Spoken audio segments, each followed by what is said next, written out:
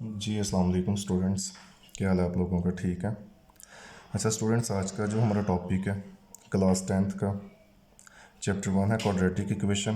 Quadratic equation को हम 2 degree equation भी बोलते हैं। मतलब कि ऐसी इक्वेशन जिसकी डिग्री 2 हो, उस इक्वेशन को क्वाड्रेटिक इक्वेशन बोलते हैं। अब यहाँ पर इसकी एक स्टैंडर्ड फॉर्म है। क्वाड्रेटिक इक्वेशन को हम इससे कंसीडर करते हैं लाइक ax² bx + c = 0। अब यहाँ पर स्टूडेंट्स बात याद रखिएगा कि a, b और c ये बिलोंग करता है किसी भी रियल नंबर्स को, और एक कंडीशन है यहाँ पर, जो a है वो डज नॉट इक्वल टू 0। तो स्टूडेंट्स ये जो इक्वेशन है हमारी, इस इक्वेशन को हम क्वाड्रेटिक इक्वेशन बोलते हैं। ऐसी इक्वेशन जिसकी डिग्री 2 हो, मतलब जो वेरिएबल इसके अंदर यूज़ हुआ है उसकी हाईएस्ट पावर को हम डिग्री बोलते हैं, और जिस इक्वेशन की डिग्री 2 हो उस इक्वेशन को हम क्वाड्रेटिक इक्वेशन बोलते हैं। स्टूडेंट, ये क्वाड्रेटिक इक्वेशन की स्टैंडर्ड फॉर्म भी है, हम इसको स्टैंडर्ड फॉर्म बोलते हैं। क्वाड्रेटिक इक्वेशन की ये स्टैंडर्ड फॉर्म है। यहाँ पर एक कंडीशन मैंने साइड पर बताई है कि ए बी सी बिलोंग करता है किसी भी रियल नंबर को। एक कंडीशन है कि ए डज़ नॉट इक्वल टू 0। मतलब अगर फ़र्ज़ करें कि ए आपका 0 हो जाए, इसका मतलब ये है कि ये जो ax² वाली टर्म है ये आपकी ख़त्म हो जाएगी a को 0 पुट करने के बाद। पीछे जो फॉर्म आपकी बच जाएगी वो bx + c हो जाएगी, और इस फॉर्म को हम बोलते हैं लीनियर इक्वेशन। इस इक्वेशन को बोला जाएगा linear equation.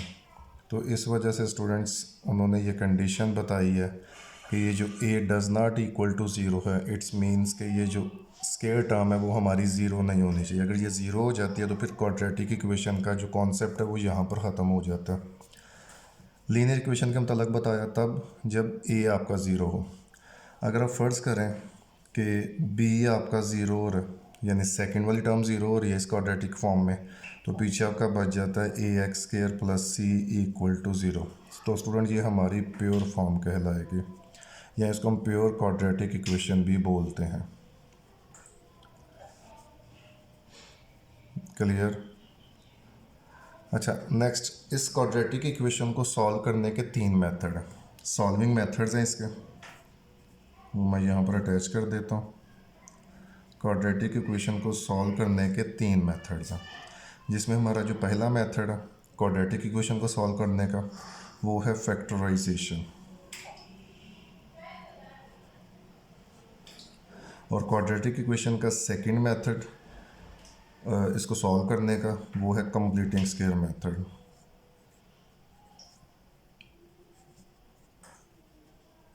Completing square method. और इसी तरह से क्वाड्रेटिक इक्वेशन को सॉल्व करने का जो थर्ड मेथड है वो है क्वाड्रेटिक फार्मूला। क्लियर? यानी ये जो तीनों मेथड्स हैं वो क्वाड्रेटिक इक्वेशन को सॉल्व करने के हैं। अब स्टूडेंट यहाँ पर एक बात याद रखिएगा, ये जो तीनों मेथड हैं like factorisation, completing square method and quadratic formula, ये तीनों की तीनों आपके अप्लाई होंगे जब आपकी इक्वेशन स्टैंडर्ड फॉर्म में होगी। यानी इक्वेशन आपकी स्टैंडर्ड फॉर्म में होगी तो हम क्वाड्रेटिक इक्वेशन को सॉल्व कर सकते हैं, यानी तीनों मेथड्स को हम यहाँ पर अप्लाई कर सकते हैं। क्लियर?